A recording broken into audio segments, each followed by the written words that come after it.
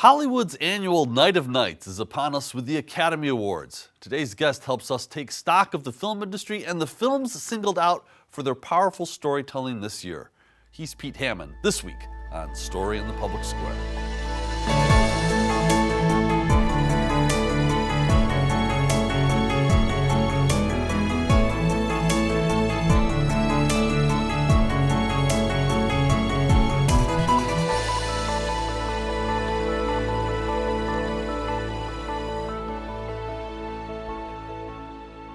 Hello and welcome to A Story in the Public Square, where storytelling meets public affairs. I'm Jim Ludis from the Pell Center at Salve Regina University. And I'm G. Wayne Miller, also with Salve's Pell Center. And our guest this week is the awards columnist and chief film critic for Deadline. Pete Hammond joins us today from Los Angeles. Pete, it's great to be with you again. Yeah, hi, nice to be back. It's that time of year. It is that time of year, and this is we look forward to this every year, this conversation with you. And there's a lot we want to talk to you about, a lot of great films, but we're coming off of 2023 with a lot of disruption in the film industry, strikes in the Writers Guild and the Screen Actors Guild. How is the industry positioned now at the start of 2024? Well, it's called catch up. The industry is trying to catch up because of these strikes, which went on for months. I happen to be in the Writers Guild, so I was right in the middle of that too. But the actors' strike was really devastating, and so many projects that we might have been talking about now, we're not. For instance, Dune 2, which was considered to be a big Oscar contender, moved to 2024 and things like that because of the strikes. But everybody's back. It's up again in television. The seasons are finally starting. You can see by all the advertising going on in this with the Super Bowl coming up. So there's a good feeling and that we've caught up with this award season. Actors started being able to join in on all the Q&As and all the campaigning. And I think they've made up for lost time because it feels like it's 2019 all over again. No more pandemic, no more strikes, some really good movies, to talk about. So I'm optimistic, actually. That's great. So you wrote in Deadline that there weren't any surprises for the Best Picture nominees. Can you just give us an overall assessment? We're going to get into each of the nominees in a moment. Just give us an overall assessment of this year's field, which is basically all the films of 2023. I mean, there's always surprises that people are surprised in one way or another, but I wasn't. I mean, literally, I went and predicted these would likely be the 10, and, they were. You can always tell as the season goes along, the way what I call the precursor award shows and what's being handed out, what movies are in the mix and what movies are falling off. And so this is an exceptionally good group. It doesn't go way beyond this in terms of what they had to choose from in terms of top quality that would wind up with a Best Picture nomination. But what I think was key and what I thought was going to happen is it's very international this year. And the Academy in recent years has really upped the ante in terms of bringing in new members from around the globe and making themselves into a truly global organization. And so right back at Cannes, which I always go to the Cannes Film Festival, you could see the way it was going even back in May. And, when movies debuted there like Anatomy of a Fall and The Zone of Interest and won the big awards in Cannes. And then we saw Martin Scorsese's Killers of the Flower Moon debut there. And so we saw an early beginning of this Oscar race, that this was going to be a very good year, particularly a good year for the international films, I think, too. And we're going to talk about some of those international films, but let's start with two American films that have been sort of stitched together since they released almost, a week apart or the same weekend last summer, Barbie and Oppenheimer. We'll take those in turn, but I want to start with Barbie because you, unlike a lot of other film critics out there, saw in it last summer that it had Picture of the Year potential. What did you see that so many others missed? Well, I went to the premiere, And, that was before we could even do reviews. And I actually didn't review it for Deadline. We had our female critic, Valerie, review it, but those reviews were embargoed for another week.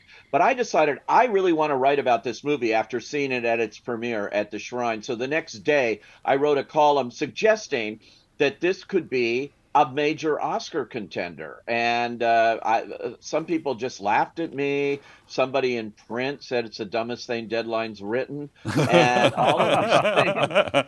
And I just want to point out, if you're watching this, sorry, but no, this was evident to me that this movie was different. It was smart. It was funny.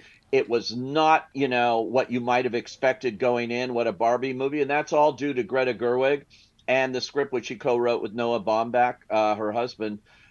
Just brilliant. And so I decided I'd write about it. I said, here it is. And it's turned out to be true.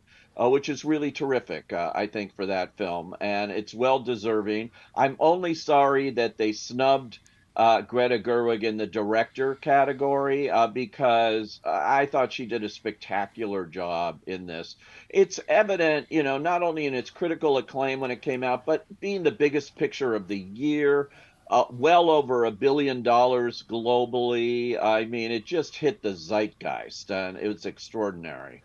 And so the Academy also passed over Margot Robbie for her portrayal, but Ryan Gosling was nominated. Does that really not affirm what the message of Barbie was? A lot of people say that, and that was a little controversy that we had coming out of the Oscar nominations. Well, Barbie doesn't get nominated, but Ken does. Yes, I think you could say that. I think it's also there was an exceptionally strong list of actresses. Comedy doesn't always get its due in the Academy, particularly in acting, and she was just perfect in the role, but easier to overlook than some of these heavier performances maybe that the actors branch decided to choose. It happens. Look, that it's a democratic process. People vote, and someone's always going to come up short. In the director's race, though, I am calling for the Academy to just have 10 directors able to be nominated to match the 10 pictures that they nominate, because it suggests if you only have 5 slots for directors, that 5 of those movies they've deemed the best of the year apparently just directed themselves, because 5 directors are not going to get nominated to match those movies. I really think they need to change that process, and then we wouldn't have had this controversy about Greta and her missing out there. But we can't blame it because they ignored women, because Justine Triet of Anatomy of a Fall is among the nominees in director. All right, so on to Oppenheimer. So this one did not surprise you in its inclusion in the Best Picture category. What makes this film so compelling? Well, first of all, I mean, it's released in the middle of July, which is Christopher Nolan's good luck date. But his movies in the past have been like The Dark Knight and Inception and Interstellar and these big blockbuster type of movies. So a 3-hour adult movie, much of it in black and white, opens and does nearly $1 billion, opens in the middle of summer. For that reason alone, it's telling the industry people want original movies, as does Barbie. This whole Barbenheimer craze is really saying, give us something new and we will come. We will show up in droves. And around the globe they did. Part of that's due to Christopher Nolan's own following. He has a very big following, and they will go wherever he wants to take them. But this was a risky bet because this is a historical film. It's not exactly what you expect it to be, and it proved that you can make something with substance that also, I think, resonates today. It's a very important subject. It's an incredibly important subject, and about the beginnings of the atomic bomb. And the questioning of its lead title character, J. Robert Oppenheimer. So it's amazing, and it's amazing that those two movies were able to play off of each other and become this phenomenon, this social phenomenon. So I think that made it irresistible to the Academy, because first of all, the Academy has no memory. Usually you have to open these movies in the fall, and here you had 2 in the middle of the summer. and that they're going all the way. Combined total of 21 nominations between them, and I do think Oppenheimer's the front runner by far. I think the Academy will want to reward this film and Christopher Nolan for everything it's done for the industry, and in many ways, change the industry. You mentioned the box office numbers that both of these films put up last summer. I think we had you on the first year we had you on. It was the middle of the pandemic. We were still producing from our own homes, and nobody was going to movie theaters, right? And there was real question and concern about the viability of theaters as a venue for people, for audiences to go see film. Have those questions been put to bed forever? I think so. I mean, there are questions about, streaming versus theatrical, opening in theaters too. But it's really moved to theatrical, which can prove that people will come out. That's all we needed to know. Were movie theaters dead? That was the question we were asking then. And the answer is no. But I've talked to many filmmakers, Steven Spielberg being one of them, who says he wasn't sure if we were ever going to have theaters viable again. And so, that's why he rushed to make West Side Story. He wanted it in theaters. He thought maybe this is going to be the last time. Oh, wow. There was those questions. And I think the success of these movies have answered that. I think the success of Top Gun, Maverick last year also answered that clearly. When you have filmmakers insisting that their films play in theaters, that's a good thing, and it's worked out for those movies that people want to go see, that they'll talk about. And, it's a communal experience, movie theaters, and seeing movies this way. And particularly comedies like Barbie. You want that reaction around you, and it just feeds off of itself. You can't get that sitting on your couch watching Netflix. I'm sorry. And the nominations for Best Picture really reflect that. Netflix is the only one that really has a straight to streaming movie, and that was Maestro. And even that they gave their usual nominal theatrical release, but nevertheless, these movies all got to play theaters this year and have proven their worth in that way. So let's keep going through the list, and the next one we want you to tell us about is American Fiction. Yes. American Fiction is such a smart, funny satire, but it's also got an emotional hook to it. It's also about family. But it's a new feature film director. He's never made a movie before, but he's worked in television as a writer, won Emmys. Cord Jefferson adapted this book and turned it into a film that became the surprise here. But we first saw it at the Toronto Film Festival, where it won the Audience Award. And that was a key thing. That was a thing that was going to tell us that this could go all the way, because when you win the Audience Award at Toronto, that's an indication right there you're going to get a Best Picture nomination. It is uncanny. And that won over anything. And so I knew then that American Fiction was going to be a contender. But you never know in the end if enough people are going to see it. But they are seeing it. But it's the late breaking one of this season, I think. Yeah, so one of the international films, you mentioned, I think there are two in this crop of Best Picture nominees, but one is Anatomy of a Fall. And when I saw this, my wife and I watched it together, and we spent the next several days talking about this film. Yes, you liked it. I did. Yeah, everyone seems to really like this film. It actually won the Best Screenplay Award over anything at the Golden Globes this year. It was the Palme d'Or winner in Cannes. I saw it in Cannes. I could tell this is an amazing movie. It's a French movie, and oddly enough, each country has to enter its own movie into the Oscar race for Best Foreign Film, international film. And France chose a different picture, The Taste of Things. This one probably could have won in that category, but it wasn't chosen. So instead, it's up for Best Picture and Screenplay, and she's up for Best Director, Justine Triet. It's an intriguing, really interesting movie. Did she do it? Did she not do it in terms of the death of her husband? And it's exceptionally well acted by Sandra Hüller, who's up for lead actress for this movie.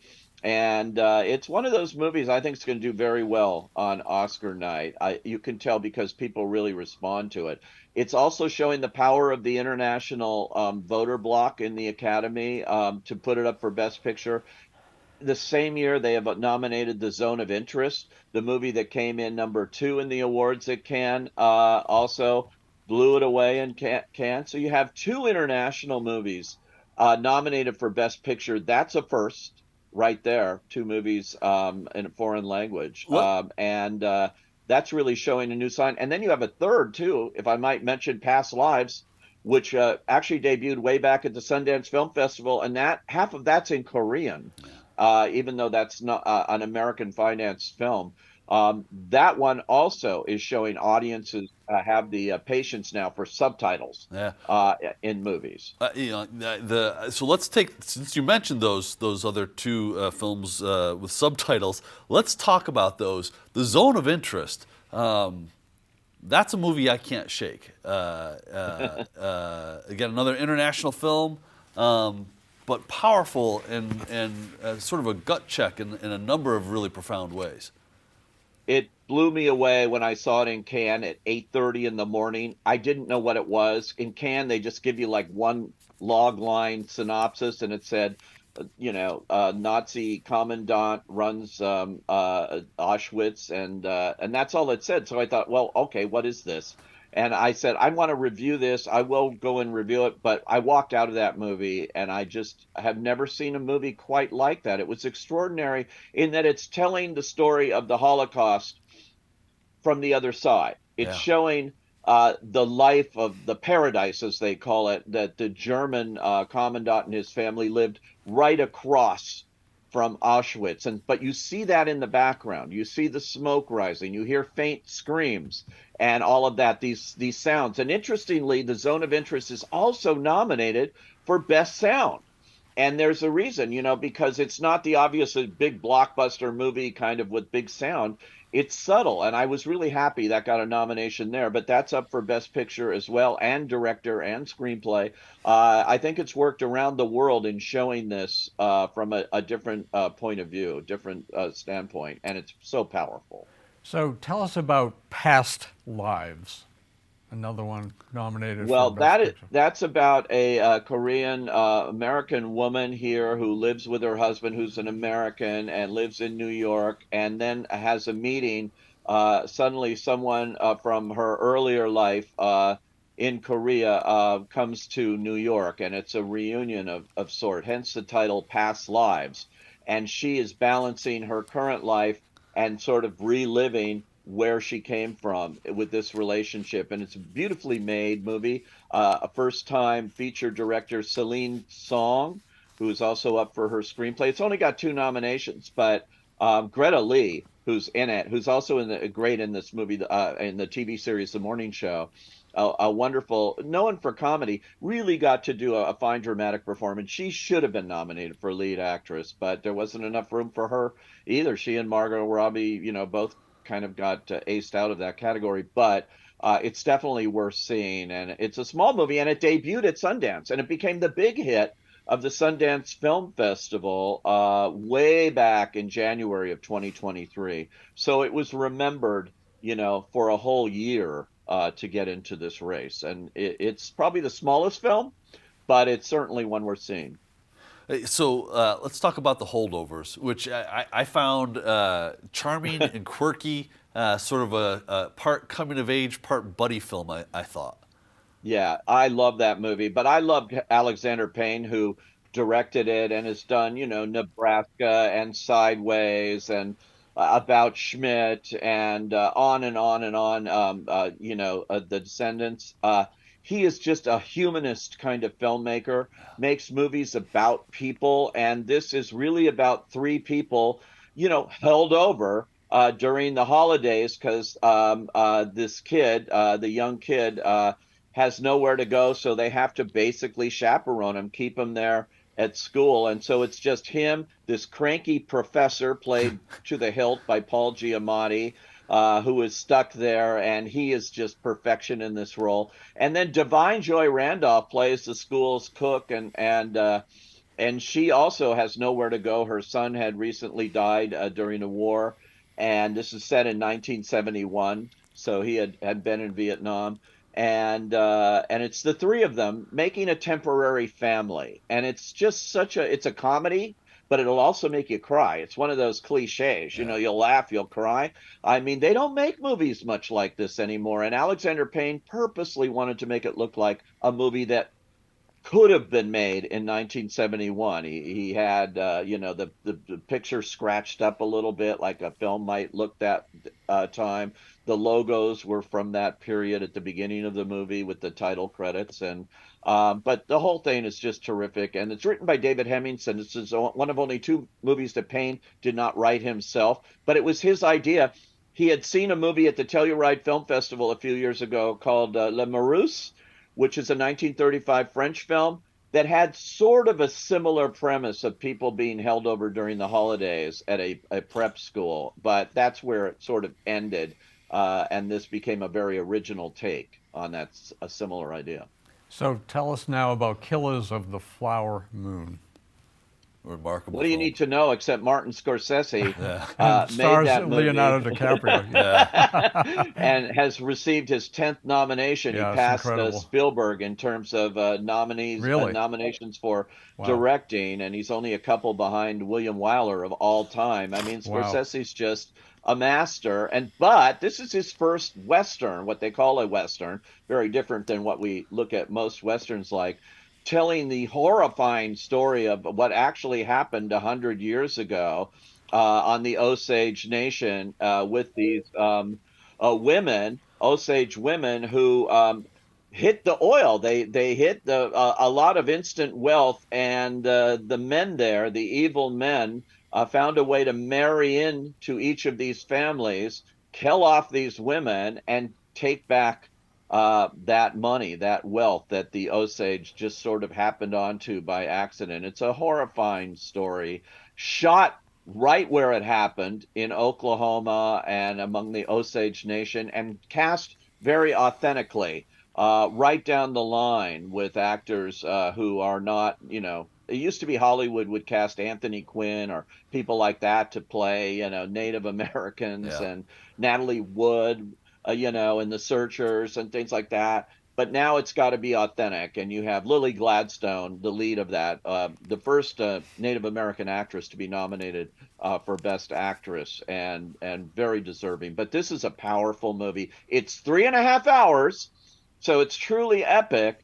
But it tells a tale that'll keep you riveted, I think. And that's why it has 10 nominations and up for Best Picture as well. And if you read the book, David Grann's book, it really departs from that. They halfway through the writing of it, they decided to go another direction and tell it from the point of view of the Osage rather than the beginnings of the FBI, which the book is really what that's about. We've got about 3 minutes left here and 2 films, so we might go a little bit quicker than we want to, but Maestro. Bradley Cooper keeps producing remarkable work. I'm still thinking about his performance a couple of years ago in Nightmare Alley. Tell us now, he wrote, directed, and starred in Maestro.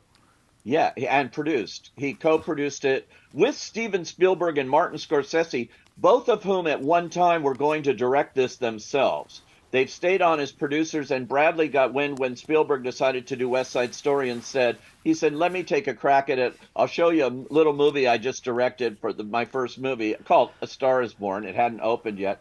And they said, you're hired, do it. And so he directed himself. He is now, here's a good statistic for you. He's only the 4th person in Academy history to direct himself to a Best Actor Oscar nomination twice. Wow. The others are Clint Eastwood, Warren Beatty, and Laurence Olivier, who actually did it 3 times. But that is a significant thing. It tells you about his talent as a director, and he co-wrote it with Josh Singer, and is spectacular as Leonard Bernstein. But it's really the story of Leonard Bernstein's marriage and family and all of that and who he was. And musically, it's stunning. It's an amazing movie. So that is Netflix. That's the only real streaming movie among the 10 this year. Killers of the Flower Moon comes from Apple, but it was released theatrically by Paramount first. So the last of the 10 is Poor Things. Tell us about that. don't discount Poor Things. I saw that at Telluride, and I could tell audiences really eat it up. It's a wild movie. It's from the Greek director Yorgos Lanthimos, who did The Favorite, and Emma Stone probably will run away with the Best Actress Oscar. It's just an offbeat story. It's kind of a fairy tale fantasy where they create this woman who's all good for sex but has the mind of a 5-year-old. But then, like Barbie, she gets religion and she figures out things, and she may be smarter. That's sort of the point of Poor Things. But it's a wild movie, beautifully designed, and it's funny. It is a comedy. But unlike any other one this year, that's got 11 nominations. That's one to look for. If there's going to be an upset, it's going to be with that movie. Pete, do you have the best job in Hollywood? Or in the world. Or in the world, for that matter. Yeah, seriously. Yeah, I think Brad Pitt does, but whatever. Hey, Pete Hammond, you're welcome here anytime. Thank you so much for being with us. He's Pete Hammond. He's in Deadline, and you'll see him all over the awards in the next couple of weeks. That's all the time we have this week for Story in the Public Square, but if you want to know more, you can find us on social media or visit pellcenter.org, where you can always catch up on previous episodes. He's Wayne. I'm Jim, asking you to join us again next time for more Story in the Public Square.